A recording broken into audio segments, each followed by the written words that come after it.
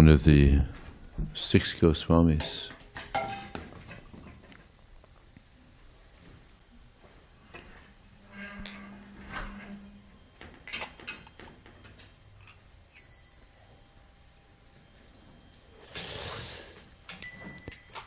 Yayanilo Premadana Karuna Pracho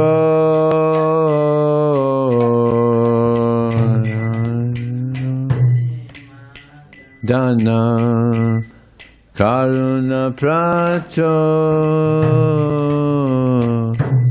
Hena Prabhu Kota Gela Charyatako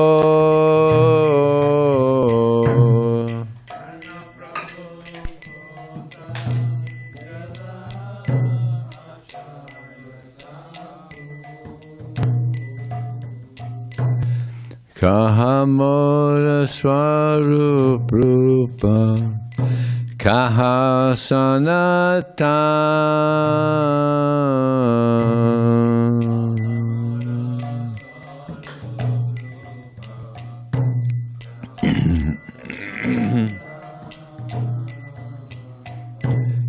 Kaha Dasa Ragu Nata Patita Pavan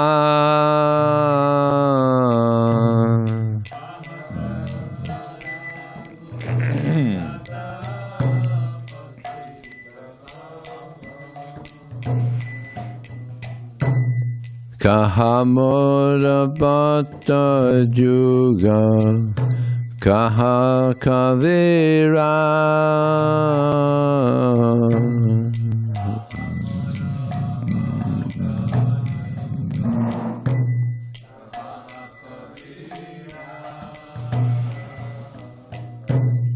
Eka Kale Kota Gela Gora Natara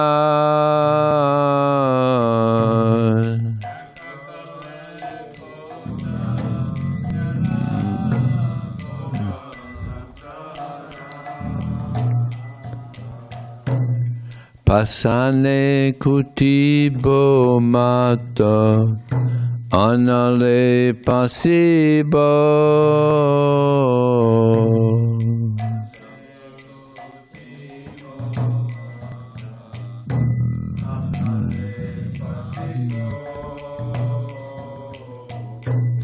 Gauranga Gunera Nidhi Kota Geli Pabo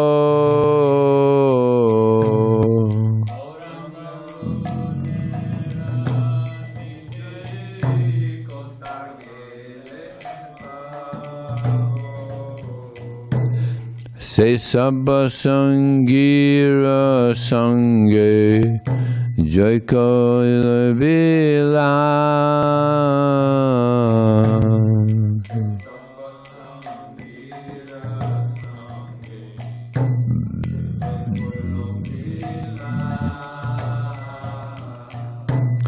Se Sangha Napaya Kande Narottamadan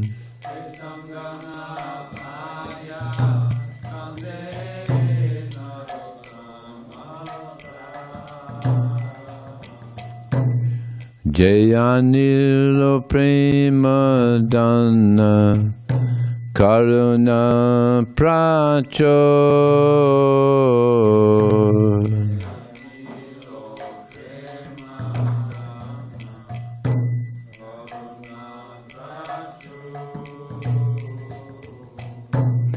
Heno Prabhu Kota Gela Charyatako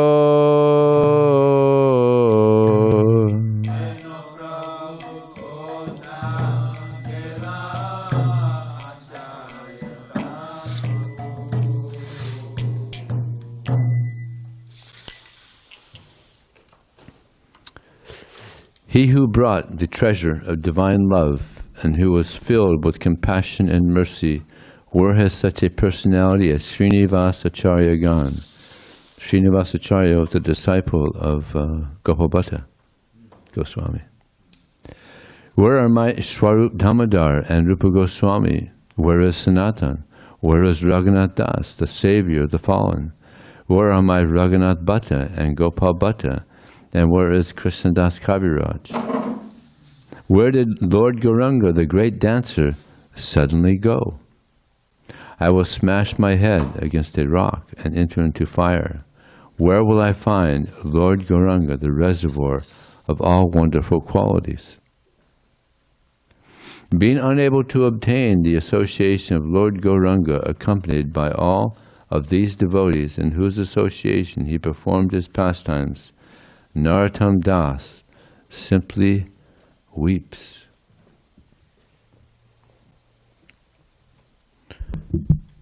So there's some information here by Bhakti Swarup, what's his name? Bhakti Sundar. He sends out Bhakti Sundar Maharaj. So he's got a lot of information here about Gopal Bhatta Goswami that I'll read from here.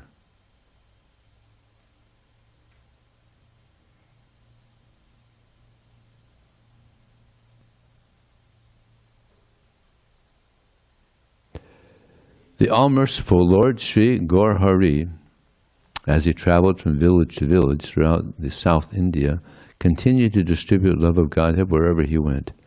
Hearing the nectarian names of Hari from his lotus mouth, thousands and thousands of men and women felt relief from the blazing fire of material existence. Various wretched, miserable, and fallen souls' lives were completely rejuvenated, and thus they became virtuous and happy, while causing rains of love of God to fall anywhere and everywhere without consideration of time and place. Sri Gaurasundar came to the ancient holy place of Sri Rangakshetra on an island in the middle of the Kaveri river. The temple of Sri Rangakshetra was extremely large. The crest of the temple tower pierced the sky. Throughout the day and night, hundreds and thousands of pilgrims were going and coming to take darshan of Lord Ranganath. The temple hall resounded with the sounds of hundreds and thousands of brahmanas chanting Vedic hymns. In the midst of this scene, from Vaikuntha entered Sri Gaurasundar, chanting the names of Sri Krishna in his sweet voice that defeated the voices of 10 million Gandharvas. Everyone in the temple became dumbstruck, amazed, and thrilled with wonder. What unprecedented beauty! His bodily effulgence makes molten gold appear lackluster. From his eyes, which are like the full-blown petals of a lotus flower, trickled down tears of ecstatic love. Every limb, every part of his body was filled with such exquisite grace that even the mind of Cupid gets stolen away. The Brahmanas began to consider, is this a demigod? Can such symptoms and emotions be found in human beings? Again resounding the halls with the transcendental vibration of Sri Hari's name, when he came before the deity and fell down as a tree is blown down by the wind, some people thought that a mountain of gold was rolling on the ground. Sri Venkata, seeing this divine personage, became restless with ecstasy. His heart being flooded with devotion, he got up and began to move the crowds away so that the Lord could engage in chanting and dancing.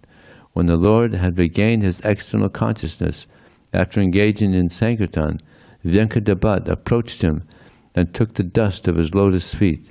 Mahaprabhu gazed towards him and said, "Krishna, Krishna," embraced him firmly.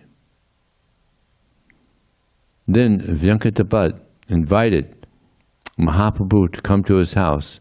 Having brought him there, very reverently washed his lotus feet along with the other family members.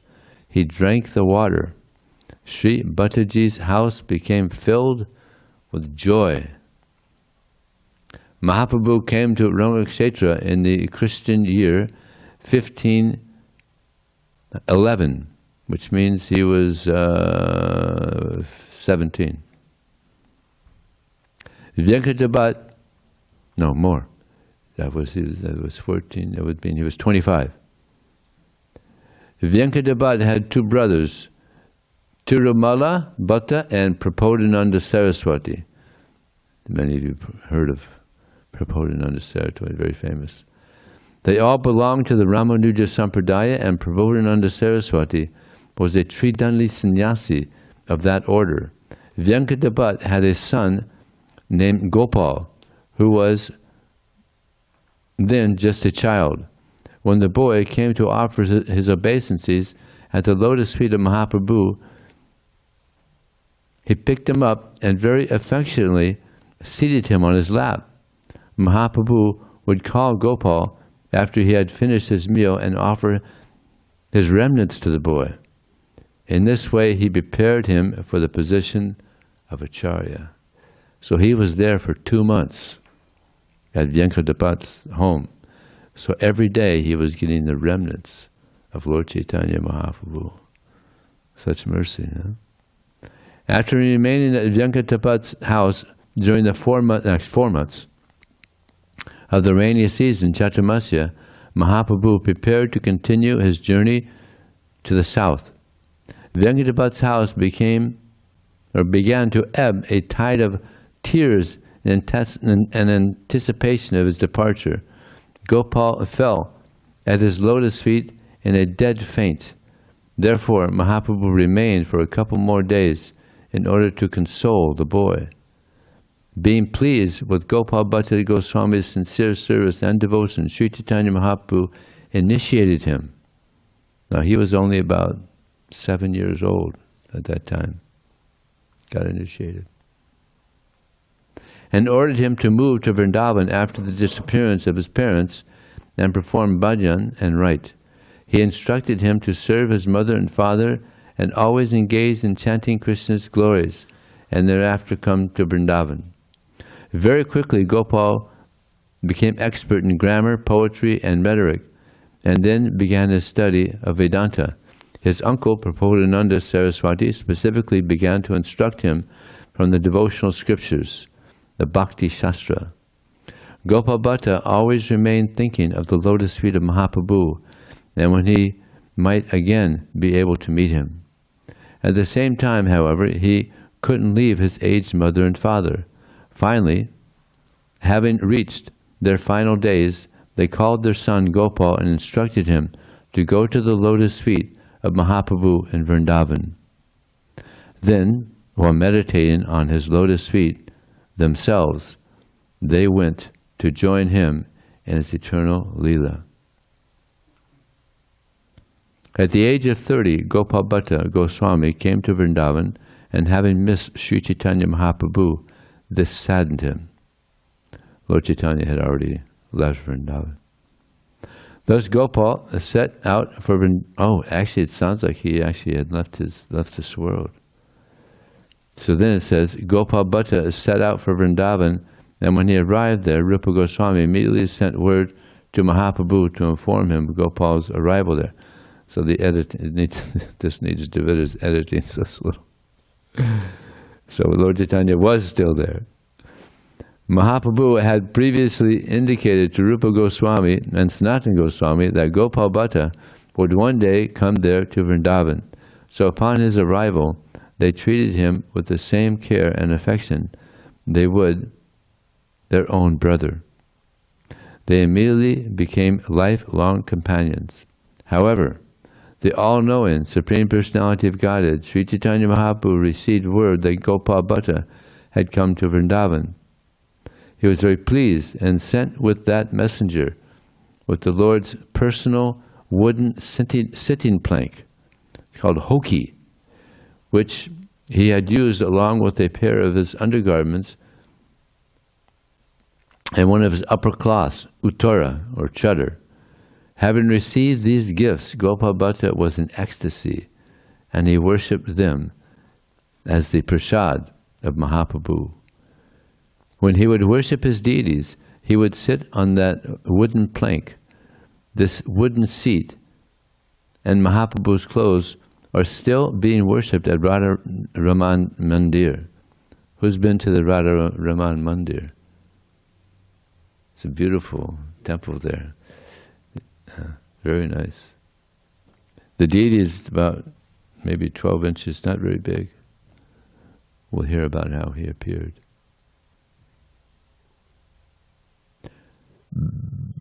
Gopala Bhatta, like Rupa and Sanatan, had no fixed residence and would spend the night in various kunjas, forest groves. He spent his time studying the scriptures and composing various literatures. After Sri Chaitanya Mahaprabhu's disappearance, Gopala Bhatta felt intense separation from the Lord. To relieve his devotee, the Lord instructed Gopala Bhatta in a dream.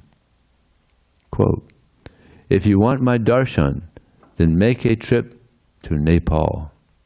Unquote. In Nepal, Gopala Bhatta bathed in the famous Gandaki river. Upon dipping his water pot in the river, he was surprised to see several saligram silas enter his pot. He dropped the silas back in the river, but the silas re-entered his pot when he refilled it. They kept jumping back into his pot. Not ordinary silas. After emptying and refilling his water pot for the third time, Gopala Bhatta found 12 silagram silas sitting there. Thinking this must be the Lord's mercy, he kept all the silas and returned to Vrindavan. Sri Gopala Bhatta used to worship 12 shaligram silas. Wherever he would go, he would bring them with him in a piece of cloth tied around his neck. One day, a wealthy man came to Vrindavan and offered Gopala Bhatta a variety of clothing and ornaments for his saligrams. He also gave these cloth and ornaments to Sanatana Goswami and Rupa Goswami for their deities. But they had big deities. He just, these saligrams, they're round, so he didn't. Being very impressed with the Goswami, he wanted his darshan and to render some service which he presented in the form of some valuable cloths and ornaments. However, Gopala Bhatta couldn't use these for his round-shaped saligrams. So he advised the donor to give the deity decorations to someone else. But he insisted that Gopala Bhatta take. Gopala Bhatta kept the cloths and ornaments with his silas. While Gopala Bhatta was absorbed in remembering how the half-man, half-lion form of the Supreme Lord had manifested from the pillar in Hiranyakasipu's palace, he prayed in transcendental lamentation to the Lord, quote, "O my Lord, you are very merciful and always fulfill the desires of your devotees. I was to serve you in your form, having arms and legs and blissful smiling face with lotus eyes. If I had a deity, then I would be able to decorate him so nicely with these clothes and ornaments." Unquote. In the evening, after offering some bhoga and artik to his saligram silas, Gopala Bhatta put them to rest, covering them with a wicker basket. Late in the night, Gopala Bhatta took a little rest and then, in the early morning, went to take a bath in the Yamuna River. Returning from his bath, he uncovered the shaligrams in order to render the puja for them, and saw amongst them a deity of Krishna playing the flute. There were now 11 silas, and this deity, the Damodar Shila, had manifest as the beautiful threefold bending form of Sri Bangananda Krishna. Floating in the ocean of ecstasy, he fell to the ground in order to offer his dandavats and then recite various prayers and hymns. Imagine how ecstatic that must be. This stone, there's a saligram of silas there, and all of a sudden he has deities there. It's like amazing, huh? Wonderful pastimes of the Lord. This wonderful event of the appearance day of Radharaman happened on the day after Sri Nrsimha Chaturdasi and is celebrated on that day accordingly. That day they offer 500 liters of milk for the Lord's pleasure and many other sweets and different things. The Radharaman temple has the highest standard of deity worship in all of Vraj. When Rupa and Sanatana Goswamis, as well as many other devotees, received news of this miraculous event, they came running to see the Lord. Gazing on the Lord's transcendental form, which bewildered all the living entities of the many various planets, they all bathed him with their tears. This deity, whom the Goswamis named Sri Radha Raman Deva, made his appearance on the full moon day of Vaishakha in the year 1542. Except for Vrindadevi, Sri Radharamanji is the only one of the original deities of Vrindavan who never left to go to Jaipur. They could hide him because so they could hide him because the Muslims were coming and they were harassing the devotees and destroying temples. You know, it's horrible. Sri Radharamanji is still being worshipped in Vrindavan near Nudbhujan Kunj in the compound of the temple. The deity is called Radharaman, although physically there is no apparent deity of Radha there. As one can see from the picture at the top of this page, that to the right of the picture, to Ramananji's left, is a place setting for Srimati Radhika. In this way, the pujaris worship Sri Radha and Ramananji together. So there's a place for it, but there's no deity. Sri Radharaman Dev, unlike other deities, has very intricate features, including fingernails and even teeth. On the back side of his body, parts of the original Saligram Sila from which he manifests himself can be seen. There is a story that the small son of one of the Sevites was playing with the deity and once put a small stick in one ear of the deity and pushed it through out the other ear. The stick, however, had blood on it, and that boy died, vomiting blood that very day. Whew. True story. If you ever have a great good fortune to attend the Snanayatra festival in Sri Vrindavan Dham, then it is a must that you visit the Radharaman temple on this day. The temperatures are hot and dry in the 40 degrees centigrade plus, which means 100 degrees. It's hot. And much anticipation of seeking out cooling water pervades the thoughts in Vrindavan's hot summer. At the temple, the merciful Ramanji has made a provision so that at first he takes his transcendental bath right at the front of the altar for all of them to see. But then, after he has taken his bath, in his expanded kindness, the pujaris turn on the sprinkler system that surrounds the open courtyard. So all the devotees there's a lot of devotees, it's packed full. Everybody gets sprinkled with the water there.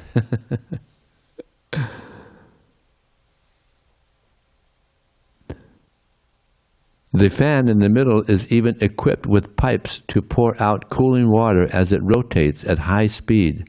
So it's not only coming down, it's like it's spraying all over the place.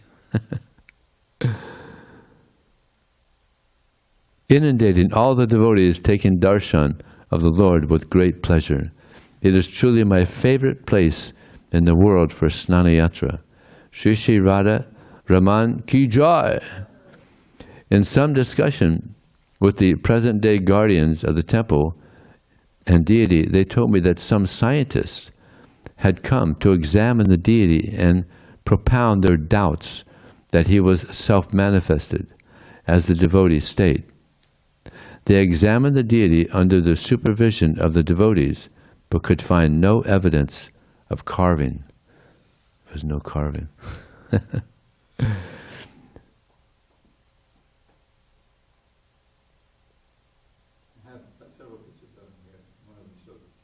Okay.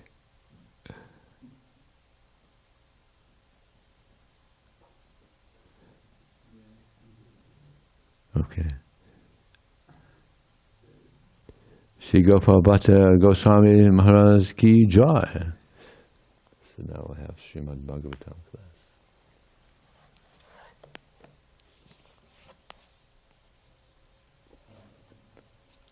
What time is it? Om Namo Bhagavate Vasudevaya. Om Namo Bhagavate Vasudevaya. Om Namo Bhagavate Vasudevaya.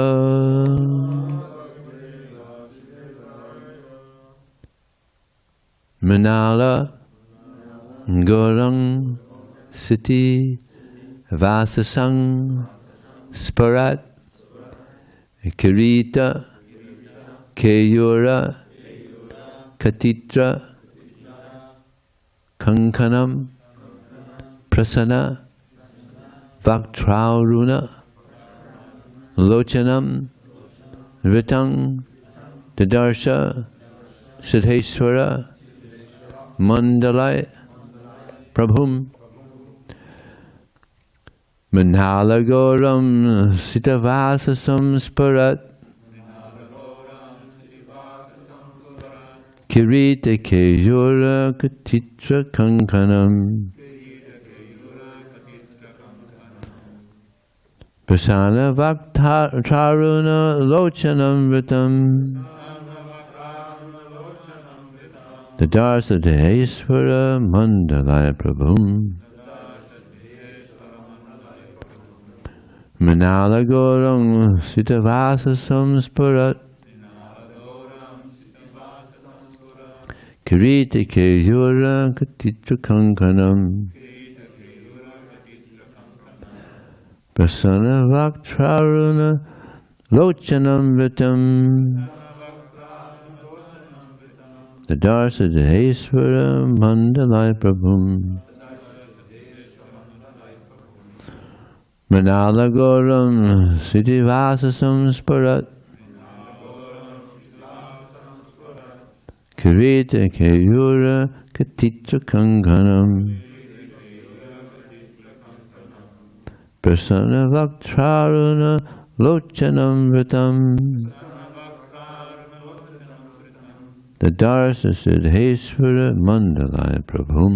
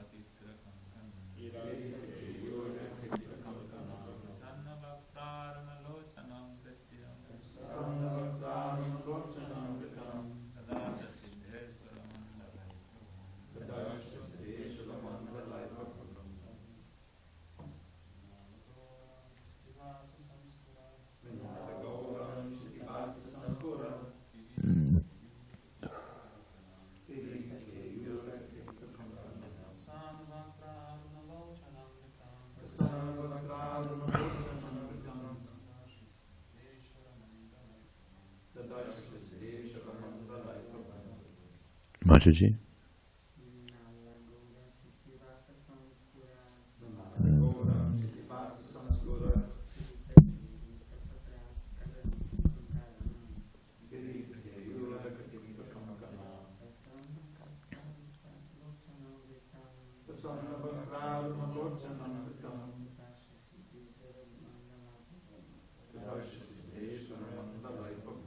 Mrinalagoram, white like the fibers of a lotus. Sitivasasam, wearing garments of blue silk. Sparat, glittering. Kirita, helmet. Keyura, armlets. Katitra, belt. Kankanam, whose bangles. Prasanavaktra, smiling face. Arunalochanam, having reddish eyes. Vritam, surrounded. Tadarsha, he saw. Siddha Isvara Mandalai, by the most perfect devotees. Prabhum, the Supreme Personality of Godhead. Now, I used to read this, reddish eyes. I thought that he had red eyes, but Javita pointed out that it's not that the eyes are red, but around the eyes they're red. But the actual eyes, what are the color of his actual eyes then? You mean like we have blue eyes, red eyes? Yeah. It says somewhere that Krishna has blue eyes. Blue eyes. Yeah, okay. Okay. Translation. There's no purport, so we'll go on to the next one. Upon reaching the shelter of Lord Sesha, the Supreme Personality of Godhead, Chitraketu, saw that he was as white as the white fibers of a lotus flower. He was dressed in bluish garments and adorned with a brilliantly glittering helmet, armlets, belt, and bangles. His face was smiling, and his eyes were reddish. He was surrounded by such exalted, liberated persons as Sanat Kumara. Next verse. As soon as Maharaj Chitraketu saw the Supreme Lord, he was cleansed of all material contamination and situated in his original Krishna consciousness.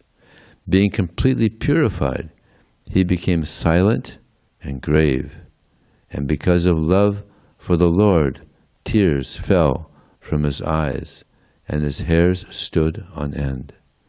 With great devotion and love, he offered his respectful obeisances unto the original personality of Godhead. Purport.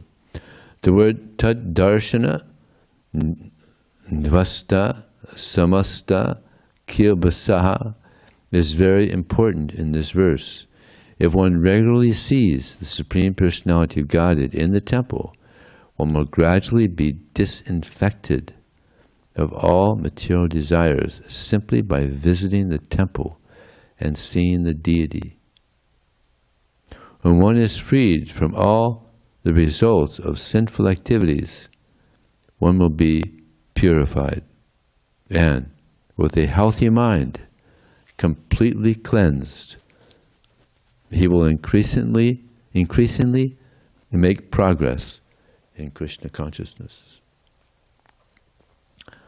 Om Jnana Tamarandasya Gyananjana Salakaya Chakshur Militam Jena Tasmai Sri Gurave Namaha Mukham Kotuvatalang Pangun Longhai Tegarim Yat Kripa Taraham Vande Shrigurum Dinataranam Vanchakapatubhyascha Kripa Sindhubhyevacha Patitanam Pavanebhyo Vaishnavebhyo Namo Namaha Jaya Sri Krishna Chaitanya Prabhu Nityananda Shri Advaita Gadadhar Srivasadi Gaura Bhaktavinda Hare Krishna, Krishna Krishna, Hare Hare, Hare Ram, Ram Ram, Hare Hare.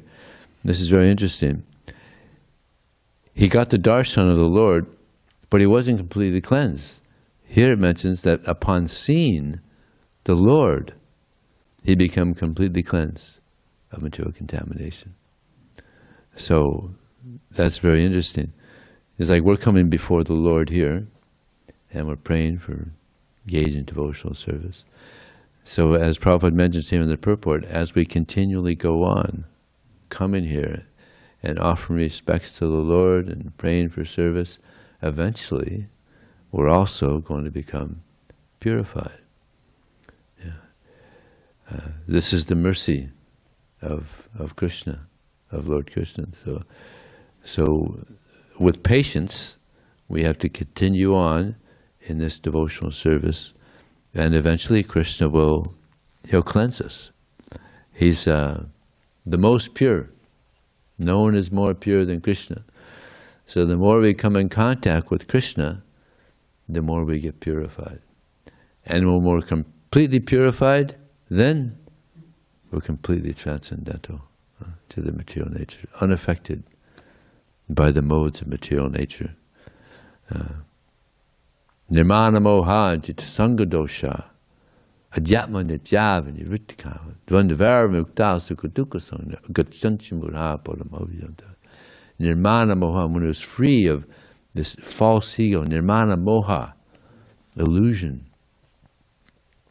So this is the problem we have, this false understanding, this illusory conception of who we are. We're actually the soul. So when we come before the Lord and pray for this realization, I'm not this body, I'm the soul, I'm your servant, please engage me in your service. Yeah. Then we get free of this moha, we get free of this illusion. Nirmana moha jita sangha dosha means bad association, right? Jita sangha. You get free of the results of bad association. Jita sangha dosha. So we want to associate with Krishna. We want to associate with devotees. By this association, we get purified. In Brazil, they have this saying, you tell me who your friends are, and I'll tell you who you are. Right? So we associate with devotees this devotion that is there within the devotee rubs off onto us. Yeah. What to speak of associating with Prabhupada, just reading Prabhupada's books, his devotion will rub off onto us. Yeah. Because he said, my books and myself, non-different. There's the Vani and the Vapu. More important than the Vapu is the Vani, the instructions. These instructions, they rub off onto us. So it's so important, therefore, to hear, regularly hear. Just like we're getting association with the Lord here, we're getting the darshan of the Lord. When we read Prabhupada's books, we're also getting the darshan of Krishna. And we're getting the darshan of Srila Prabhupada. Yeah, very powerful darshan. Nirmana moha jita sangha adhyatma nitya, one who understands the eternal. Yeah. It's not easy to, as it said, as charivat pashyate kashyatenan. Some, they look on the soul as amazing. Some describe the soul as amazing. Some hear of him as amazing. Some, even after hearing about the soul, just the soul, can't understand him at all. Just to understand the soul, it's not easy. Just like I was talking to Devita Prabhu about it's said that the soul is there within the atom. Did you find that? Yeah? Okay. So there's a lot of souls. It's inconceivable how many souls there are. A lot of souls. To understand the soul, it's not easy. What to speak of trying to understand Krishna? Very difficult to understand the soul. But we have good guides, Srila Prabhupada. He understands Krishna, he understands the soul. And he's given us good guidance. Adhyatma nitya vinivritta kama, who was free of lust. This is the great enemy of the soul.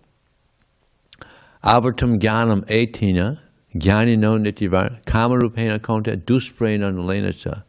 Thus the wise living entity's pure consciousness is covered by his eternal enemy in the form of lust, which is never satisfied and burns like fire. Never satisfied, burns like fire. That's a powerful statement there.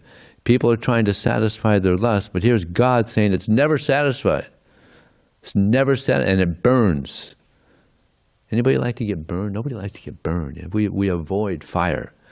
So this is also fire, the lust of fire. You get burned. Anybody here had the experience getting burned by trying to satisfy your lust? Yeah, you get burned.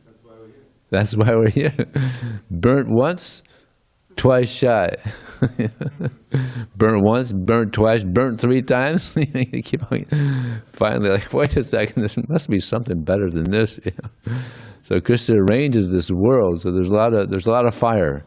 And an intelligent person will say, wait a second, something's not right here. In the purport to that verse, Prabhupada says that the so-called pleasure that one experiences in material sense gratification is the ultimate enemy of the soul. The ultimate enemy of the soul is this lust. But yeah, that's the last sentence of that purport. But here, throughout the world, people they're infatuated. They're just completely absorbed in trying to satisfy this lust, these material desires. And therefore we see so much frustration, a lot of frustration in the world. So, nirmana moha jita sangados adhyatma nitya vinyavitika dvandvar mukta sukha dukkha sangha, one who is free of the dualities of happiness and distress. So much duality in this world, happiness and distress, heat and cold, honor, dishonor. But if we become aware of our spiritual nature, aware of Krishna's spiritual nature, then we transcend this duality. Everything is good. In the spiritual world, there's no duality. Everything is good. In this world, there's no good and bad. Whatever appears to be good, that's also bad. Because it's on the material platform. When we get on the spiritual platform, then it's all good. There's no bad. It's all good. Because Krishna's in control. And whatever Krishna arranges, it's good. No worries. In Australia, it's a common saying, no worries, mate. No worries. There's a lot of worries in Australia. But in the spiritual world, it's really no worries. No worries, mate. That's where there's no worries, no anxiety. Vaikuntha. Because Krishna's there and the devotees are absorbed in serving Krishna. It's like the spiritual world, it's described that in the spiritual world, no one talks. Everybody sings. And nobody's walking around. Nobody's walking around. Everybody's dancing. And there's no water. It's all nectar. It's all nectar. But the most attractive thing of the spiritual world, yes, Krishna is there. If Krishna wasn't there, even with all that, be nice, but without Krishna there, no, wouldn't be the same. So this is what makes the spiritual world most attractive, is Krishna. And Krishna, he's the best flute player. Just like there's so many musicians around the world here, but Krishna, he's the best. He's the best musician. It's described that when Krishna plays the flute, the inert things, they move. The stones, they melt. Yeah. And the moving things, they stop. The rivers, they stop moving. Imagine that. They stop moving. So this is real music here. Like I go on the Balboa Park, and there's a guy there playing his saxophone, illicit sax. And it's so disturbing. But everybody wants to hear Krishna's flute. He's the best. Whatever Krishna does, he's the best. He's also known as Kautiki, which means he has the best sense of humor. Got an incredible sense of humor. So funny. So when we go back to the spiritual world, there's going to be a lot of laughter. There's a lot of laughter in the spiritual world. I was reading in the Nectar Devotion, Krishna, when he was stealing some butter. And to make it look like he wasn't the culprit, he put some butter on his finger, and there was a baby there. And he wiped the butter on the baby's lips to make it look like he wasn't, it was the baby that did it. So yeah, Krishna, he's funny. Everything about Krishna is attractive. And therefore his name is Kṛṣṇa. So nirmana moha sanga dosha adhyatma nidhyavini virtikam dvandavar muktar sukadukasam gachancha mudha param avyam. That one who was gachancha mudha, who was free of foolishness. Gachancha mudha param avyam tat. Mudha means fools, right? Who was non-mudha. He's not a fool. He's intelligent, he's wise. He goes back to the spiritual world. So this is the goal, to get pure and go back home.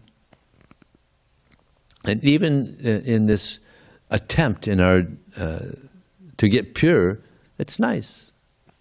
It's nice, you know. We get up every morning, we dance, we sing, and we have nice prasadam, nice association, nice philosophy. Everything is nice. Even though we're not quite there yet, still, it's nice. What to speak when we actually get there, when we achieve the perfection. But actually, when I was reading this thing, this is so auspicious that we may not be pure when we see Krishna, but then Krishna purifies. And I was reading in the Bhagavatam also, when the living entities are going up to the higher planetary system, Krishna, he helps them get purified. So similarly, you know, if we're sincerely trying to serve Krishna throughout this life, Krishna is going to help us. He's not, you know, he's not an ungrateful person. It's like we say we should be grateful to Krishna. Krishna is also grateful. You know, if we devote ourselves to his service, sincerely trying to serve him, then Krishna, he's grateful. He'll help also. He'll purify us. Just like that amazing pastime of Lord Chaitanya Mahaprabhu, when it was a Srivas Thakur. He was a little worried that the government's going to come and harass him because they're doing, you know, this Harinam. It wasn't allowed at that time. And some of the neighbors were expressing, now they're going to cause problems, so they should take his house and just throw it into the river. But then Lord Chaitanya said, what are you worried about? They can't do anything without my sanction. And what was the niece of Srivas Thakur? Narayani. He said, you watch what I can do. Narayani, chant the names of Krishna and dance in ecstasy. And she went in complete ecstasy. What was that? She was like 6 or 7 years old. Just by the mercy of Lord Chaitanya, she just went into complete bhav, you know, just complete prema, by the mercy of Lord Chaitanya. So Lord Chaitanya can do this. Krishna can do this. We just have to keep patiently serving the Lord, and Krishna will give his mercy. And this is what we want. We want to get the mercy of Krishna, and he's given it. One time a devotee asked Prabhupada, how can we get your mercy? And Prabhupada said, you just have to accept it. Prabhupada's given his mercy, and some people are accepting, and some people aren't. It's like Krishna, he's given his mercy also. Some people are accepting. It's like I was distributing books yesterday, and some person came back and said, oh, I found these books laying on a seat, 3 books. They got the mercy. They got the mercy. That knowledge that they received could have taken them back to Godhead, but they left it on a bench. Because sometimes people just forget, you know. It's like sometimes you meet people, I left my phone in in the bathroom or something. That phone is pretty important. So sometimes people just forget. But if someone receives such knowledge and just whimsically, like we used to find books in the trash sometimes. And devotees would tell Prabhupada, sometimes they're throwing the books in the trash. And Prabhupada said, why are you surprised? People are throwing their babies in the trash. They're killing their babies and throwing them in the trash. So why are you surprised when you get some book and they throw it in the trash? It's Kali Yuga. It's a very degraded age. But Lord Chaitanya is very merciful. In this age, he comes and he shows us how to be a devotee. He gives us this the holy name. Harinama, Harinama, Harinama eva kevalam kalo nasteva nasteva gatiranyata. There's no other way in this age of Kali than to chant the holy name, chant the holy name, chant the holy name. This is the hope that the Kali Yugites have for advancing in spiritual life. So we should chant this mantra very sincerely and share it with others. Give it to others. Yeah. Harinam is so important. But Prabhupada said book distribution is more important because when they get a book, they get the holy name. Like I learned how to chant Hare Krishna from reading a book, reading the Bhagavad Gita. That's how I started chanting. And so many people learn the holy name from reading. And it's explained, what's so nice when you get the book and learn, is it's explained why we're chanting, why it's important to chant the holy name. So therefore Prabhupada emphasized book distribution so much. If you want to please me, he said, distribute books. He said this gives me life, this book distribution. And Bhaktisiddhanta Saraswati Thakur said, if you have life, then preach. So, only one who has life can preach. Yeah. So it's so important that we get this valuable knowledge out to the people. Like I was saying last night, that there's so much information in school. We learn so much. But what is the value? Yeah. But here Prabhupada said, someone just reads one line, it can change their life. Just one line, because it's not different than Krishna. Like all the stuff we learned in school, maybe 80% of it we don't even use, isn't it? We use very little, isn't it? We don't use very much. We had to learn so much, but we don't. But this, so valuable, this knowledge is so valuable. We may not be able to remember the things that we read, but just by hearing it, we get purified. This is the power of the Vedic literatures, non-different than Krishna. So we have to absorb our minds in hearing this knowledge and giving it out to others. So is there any question or comment, correction, or reflection? Yes, Srivida Prabhu. Yes. If you allow me to share this one very nice, because you reminded me of it when you mentioned how the moving things become stunned. And let's hear it. So this is by Baladev Vijayabhushan in a book called Aishwarya Kadambini. I remember memorizing this verse. Vrajavipine vichitta vihigo hadivena nabo hidababo vidishi vashakatum vadamaka vibudho vitatur vichittatam pakadivapayayam tisadito gidiyascha yahu matastada vadamahilas bej lakilacha latasa dasi sumajjana. When Krishna blew his flute in Vrindavan, the sound flew into the sky like a multicolored bird. Hadivenada. And all the great demigods, you know, like Brahma and Shiva and Tumbaru, who were very expert at music and the ragas and everything, they couldn't figure out all the intricacies of the melody that they were hearing, and they put their head down like that. But Vidishiva Shakka Tumbunamaka Vibadho Vidadua Vichittatam. And in Vrindavan, the different elements were exchanging natures, as you mentioned. The stationary trees started trembling in ecstasy, and the rivers became stunned in ecstasy. So the Vichitta Bihigo Hadivenadava, and they were exchanging their natures. And the gopis became immersed in an ocean of anxiety to run and to meet Krishna. So that's just one verse describing in this book of ISKCON. This is a description of the spiritual world. Yeah. Yeah. People have no idea about the spiritual world. They think the spiritual world is heaven. Right? And there's no, even in heaven, there's no description. Yeah, you play the harp and, yeah.